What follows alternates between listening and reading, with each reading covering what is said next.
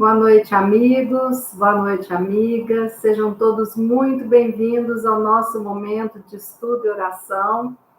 Estamos aqui mais uma vez reunidos em nome de Jesus, nessa nossa sexta-feira especial, fechando a semana com esse momento em que decidimos aprender um pouquinho mais sobre os ensinamentos de Jesus, através desses valorosos livros que temos acesso.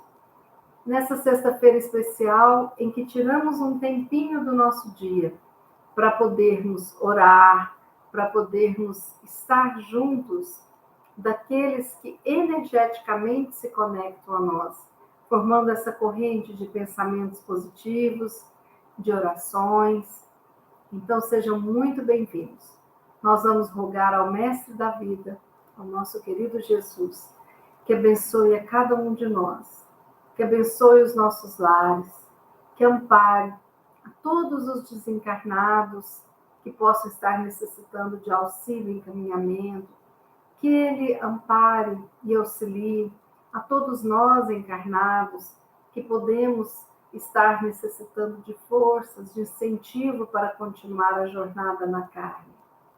Rogamos que sejam amparados todas as instituições que vivenciam o amor com a prática da caridade, que acolhem os doentes, os idosos, as crianças, os sem-tetos, que todas as instituições do mundo possam ser abraçadas com a nossa energia amorosa. E que nós possamos, durante o nosso estudo de oração, abrindo a nossa mente, possamos aprender um pouquinho com essa mensagem de hoje, que vem exatamente do nosso querido Jesus para cada um dos nossos corações. Bom, eu agradeço a presença de todos vocês que estão aí, que não colocam a mensagem no chat, e todos vocês que carinhosamente escrevem aqui no chat, que me traz muita alegria, muita satisfação. Damos uma olhada aqui no chat. Dona Ivani, boa noite. Ricardo, boa noite. Amém. Antônio, boa noite. David, boa noite. Juliana, Lúcia Sintra, Margarida Bessa, Maria Laura, Paulo Parachim, boa noite. Na paz de Cristo, Lúcia Sintra. Todos estamos. Hoje nós vamos no estudo deste livro que eu amo, chama-se Palavras de Vida Eterna. Gosto do nome, gostei dessa edição, dessa capa, gosto das lições que são suaves, que garantem uma reflexão e um aconchego para o nosso coração. Palavras de Vida Eterna. Eu acho muito poético o título deste livro. Eu sempre falo para vocês, né? Aliás, eu repito muito os meus achismos, minhas opiniões, mas é porque quando eu estou aqui, eu me sinto muito à vontade, né, de estar falando com vocês, porque, como eu já disse, para mim isso aqui se fez uma família, né? Uma grande família espiritual. Então, por isso que eu fofoco com vocês.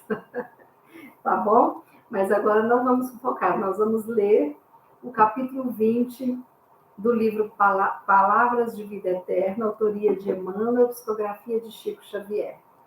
O título deste capítulo é Vigiando. A passagem evangélica encontra-se escrita em Filipenses, capítulo 4, versículo 8. Se alguma virtude há e se algum louvor existe, seja isso que ocupe o vosso pensamento. Paulo de Tarso. Palavras de Emmanuel agora. Trabalhemos vigiando.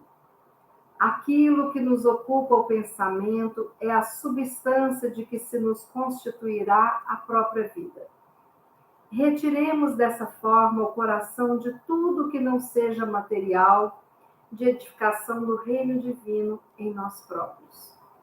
Em verdade, muita sugestão criminosa buscará enevoar-nos a mente, muito lodo da estrada procurar-nos dar as mãos da jornada de cada dia, e muito detrito do mundo tentará imobilizar-nos os pés. É a nuvem da incompreensão conturbando-nos o ambiente doméstico. É a injúria nascida na palavra inconsciente dos desafetos gratuitos. É a acusação indébita de permeio com a calúnia destruidora. É a maledicência convidando-nos à mentira e à leviandade. É o amigo de ontem que se rende às requisições da treva, passando a condição de censor das nossas qualidades, ainda em processo de melhoria. Entretanto, à frente de todos os percalços, não te prendas às teias da perturbação e da sombra. Em todas as situações e em todos os assuntos, guardemos a alma nos ângulos em que algo surja digno de louvor, fixando bem, procurando realizá-lo com todas as energias ao nosso alcance. Aos mais infelizes, mais amparo. Aos mais doentes, mais socorro. E ocupando nosso pensamento com os valores autênticos da vida, aprenderemos a sorrir para as dificuldades, quaisquer que sejam, construindo gradativamente em nós mesmos o templo vivo da luz, para a comunhão constante com o nosso Mestre e Senhor. Que lição maravilhosa! Vou repetir as palavras de Paulo de Tarso. Se alguma virtude há, e se algum louvor existe, seja isso que ocupe o vosso pensamento. Mais uma vez, os nossos amigos espirituais nos chamam a atenção para vigiarmos os nossos pensamentos, porque é através deles que o mal entra. A grande porta larga do mal, dita, né, na Bíblia, a porta larga, a porta estreita, a porta larga encontra-se nos nossos pensamentos assim. Quando, por invigilância, deixamos que esses pensamentos todos ataquem o trigo existente no campo das nossas almas.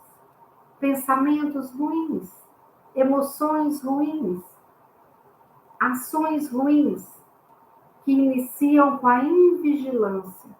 Quando a gente não consegue parar o nosso desequilíbrio energético, quando nós não conseguimos estabelecer um limite para não criar mais e mais e mais pensamentos negativos.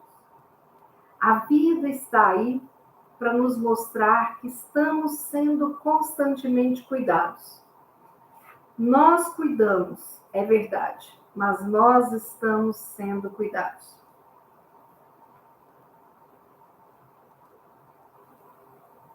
Eu não sei se vocês já viram uma entrevista que saiu há pouco tempo do Divaldo. O Divaldo está com 93 anos, né? Faz 94 esse ano.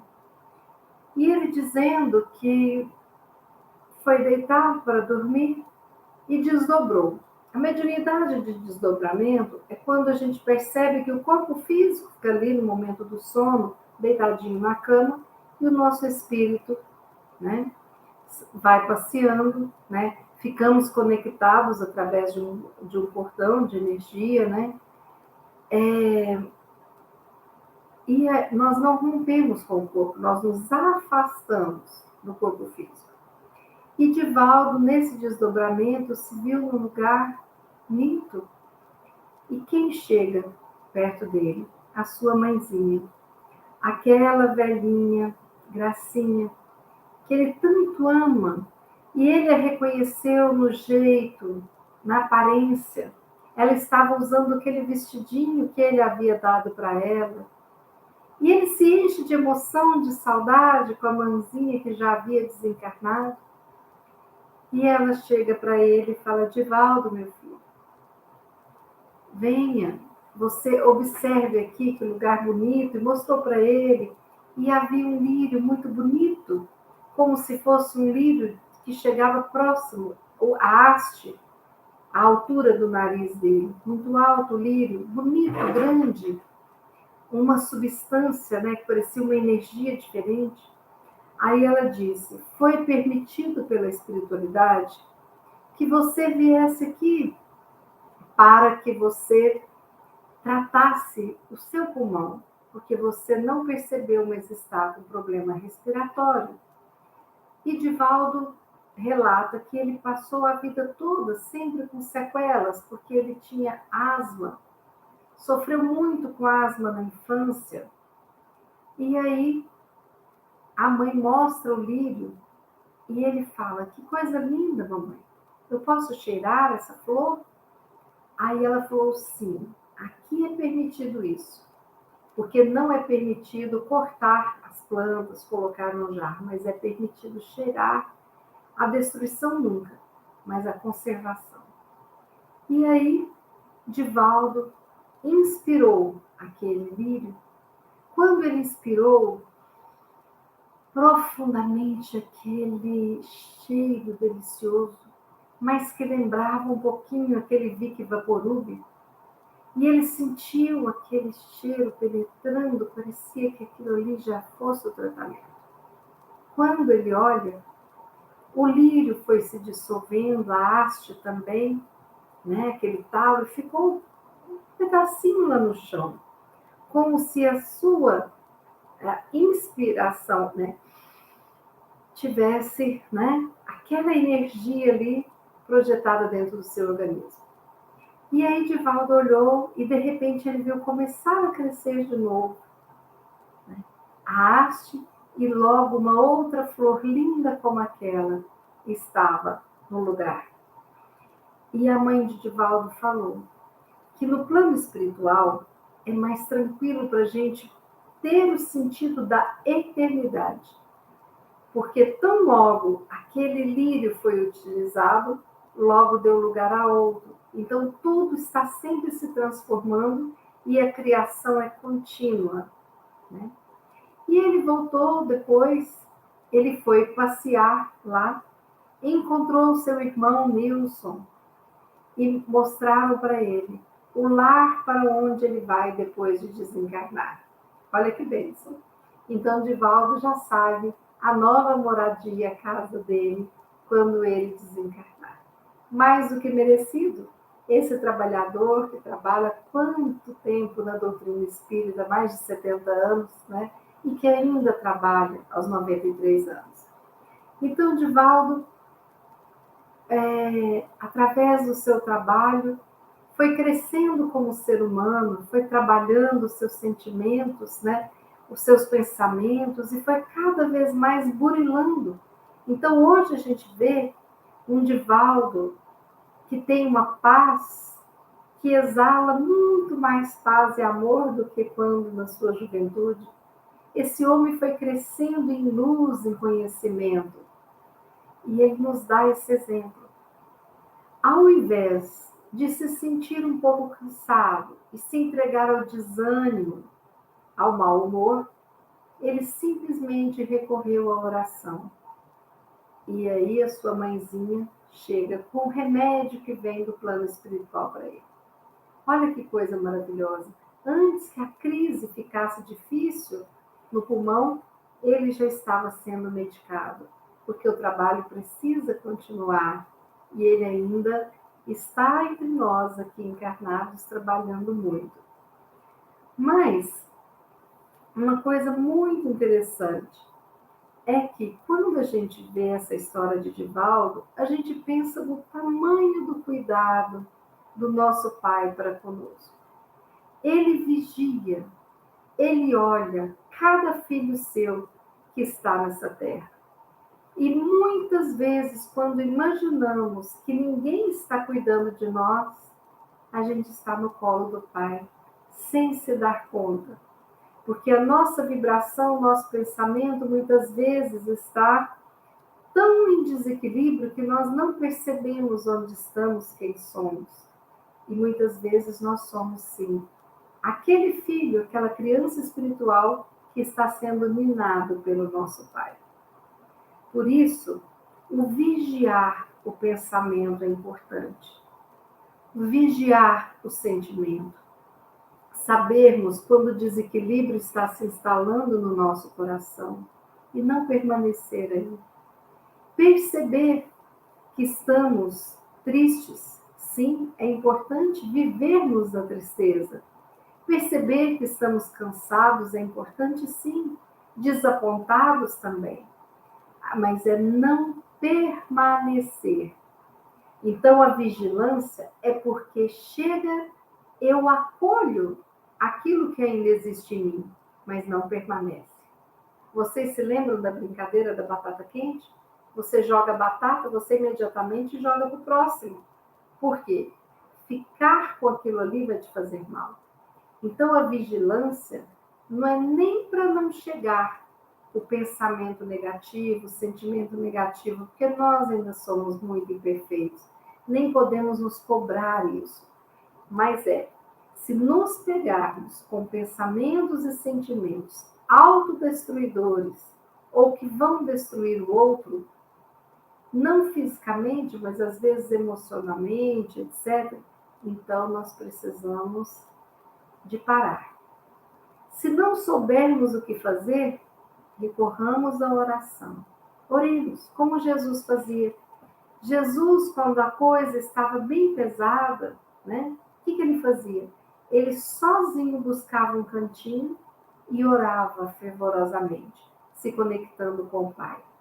A oração é uma ferramenta maravilhosa, né? Mas nós precisamos de lembrar que nós não podemos ceder. O bem, a luz, a bondade, o amor não pode ceder para o desânimo, para o mal e tudo mais. Olhem aqui. Aqui Emmanuel nos cita, né? A nuvem da incompreensão, a injúria nascida de desafeto gratuito, que eu nunca fiz nada para a pessoa começa com uma injúria, né? A acusação indébita, a calúnia destruidora, a maledicência, é o amigo de ontem que de repente resolve se transformar num censor, num cobrador das nossas qualidades, das nossas ações. E diante de tudo isso, o que Emmanuel fala? Não te prendas às teias da perturbação e da sombra. Nós devemos reverenciar o sol em todos os instantes da nossa vida. E lembrarmos, como disse Divaldo, o sol que me ilumina hoje, com meu coração triste, amargurado, meu coração em desespero, em tristeza, em preocupação, né? É o mesmo sol que iluminou Jesus há 2000 anos atrás na Galileia. É esse sol que insiste em iluminar este planeta que existe há bilhões de anos. Este sol que não desiste nunca, apesar das pessoas que habitam no nosso mundo e que nós julgamos que não mereçam uma gota de luz, pois é aí que o sol brilha e vem para valer. É não desistir da luz. Porque quando nós desistimos da luz, nós entramos no processo de desânimo. E aí nós temos que lembrar que a luz, ela fica acesa na presença do amor. Nós nos auto-iluminamos com amor. Nós iluminamos aquele que chega perto de nós através do amor. Então, quando nós pensamos neste processo, nós não podemos nos cansar, né? E aí, eu lembro daquela história, daquela música que tocou muito nos anos 70, né? E que tem um videoclipe, né? Que fala sobre um menino que chegou a uma entidade americana chamada Missão dos Órfãos. Essa Missão dos Órfãos existe em Washington, D.C. Numa noite de inverno que aconteceu esse fato.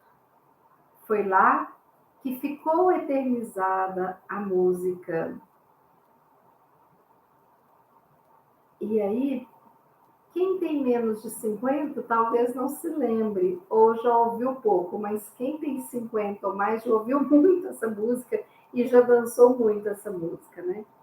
Então a história conta o seguinte, que uma certa noite, numa forte nevasca, na sede dessa entidade, Missão dos Órfãos, em Washington, D.C., um padre plantonista ouviu alguém bater à porta. Ao abri-la, se deparou com um menino coberto de neve, com poucas roupas, e a gente sabe o que é o frio de neve, né? Trazendo nas suas costas um outro menino um pouco mais novo. A fome estampada no rosto, o frio, a miséria dos dois comoveram esse padre. O menino tiritava de frio, né? O sacerdote mandou-os entrar e falou: meu filho, ele deve ser muito pesado. E o que carregava respondeu: ele não pesa, ele é meu irmão. Esse menino não desistiu, sob o vento, a chuva, tudo, porque existia um amor ali muito grande. Um pai, uma mãe não desiste do filho.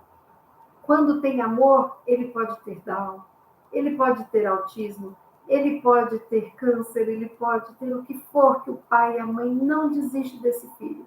Enquanto houver um sopro de vida no corpo do pai ou no corpo da mãe.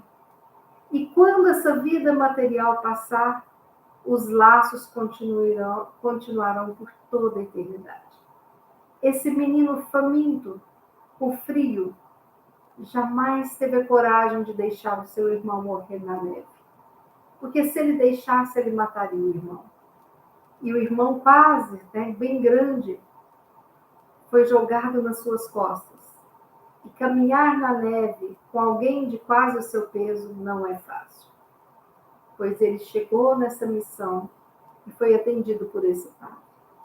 Aí a resposta ao padre, ele não pesa, ele é meu irmão,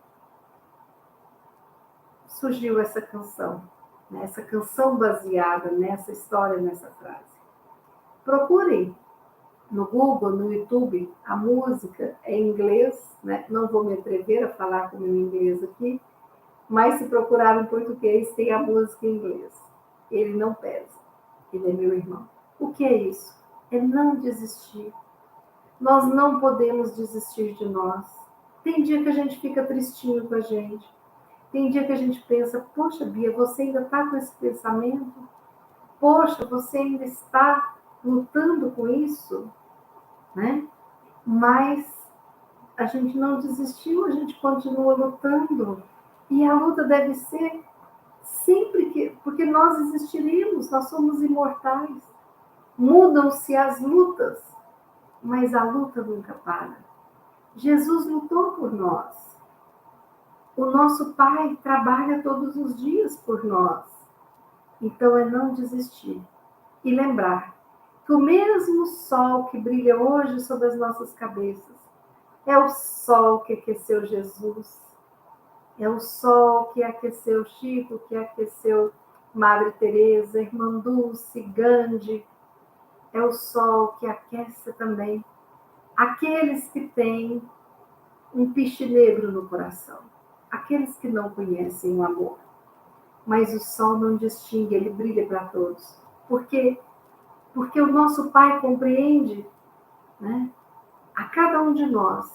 E Emmanuel traduziu essa compreensão. Guardemos a alma, fixando bem, procurando realizá-lo em todas as energias ao nosso alcance. Mas olha aqui o que Emmanuel fala. Aos mais infelizes, mais amparo. Aos mais doentes, mais socorro. Então, quando nós olhamos para um doente da alma, que pode ser o nosso governante de outro país, que pode ser o nosso médico, pode ser o nosso professor, o nosso pai, alguém que convive com a gente, nós precisamos de usar da misericórdia e podermos enviar louvor, fé, luz para essa pessoa. Se nós enviarmos o mal, ela se afundará mais ainda nas trevas.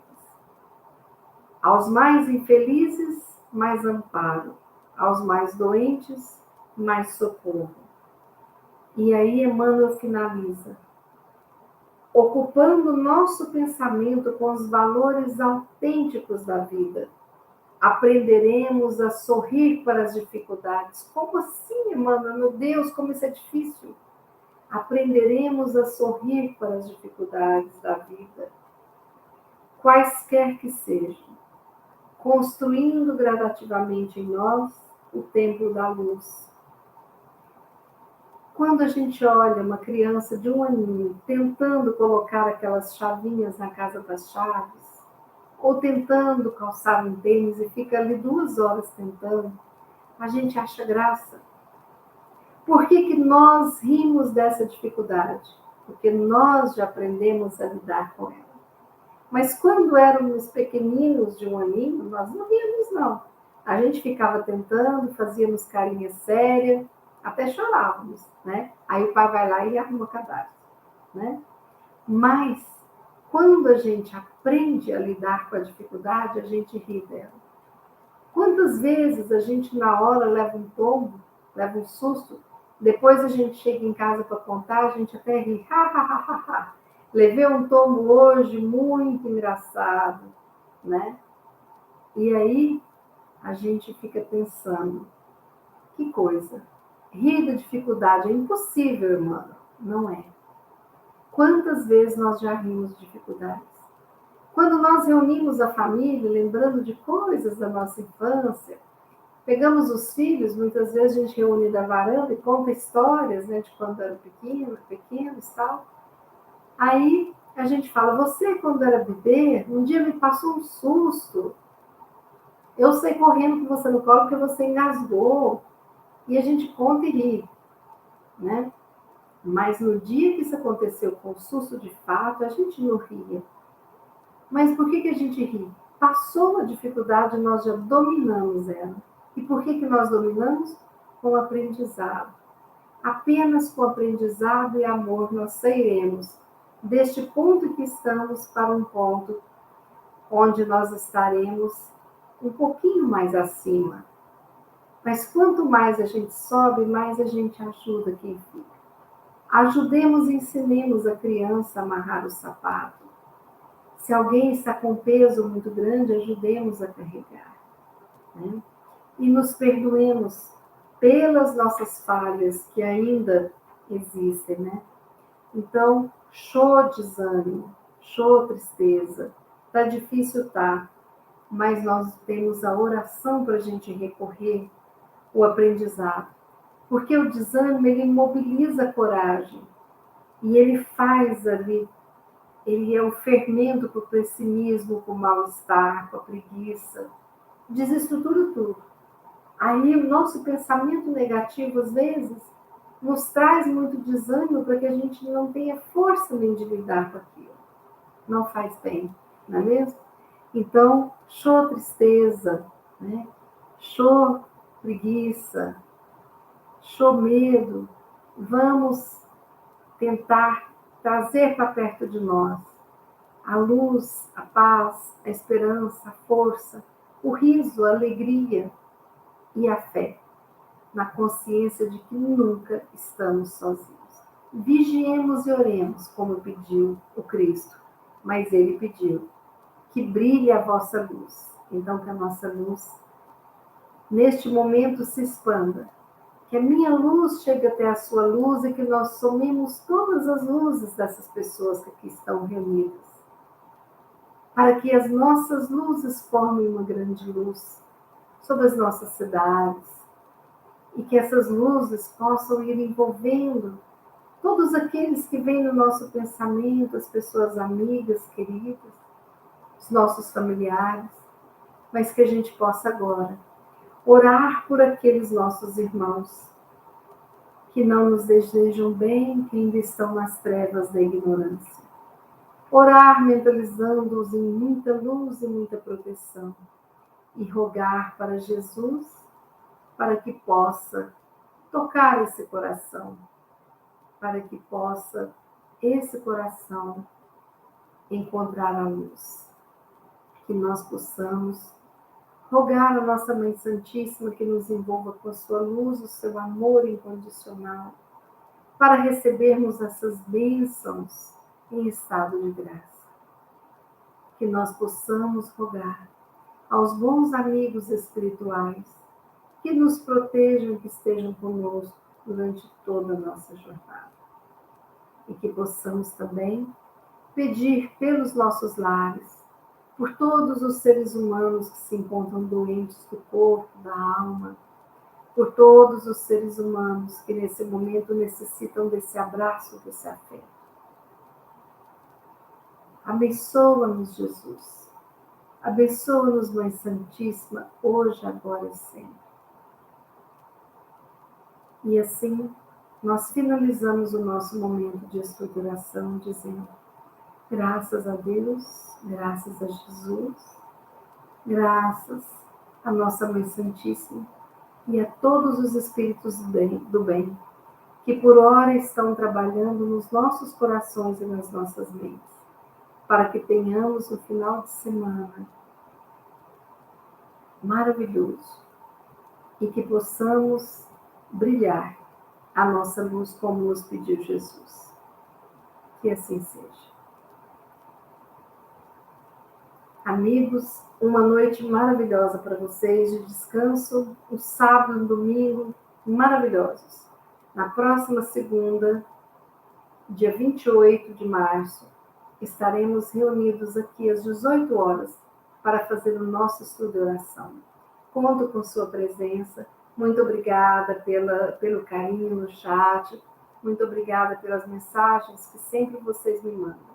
Recebo o meu abraço carinhoso e até segunda, se Deus quiser, que Ele há de querer.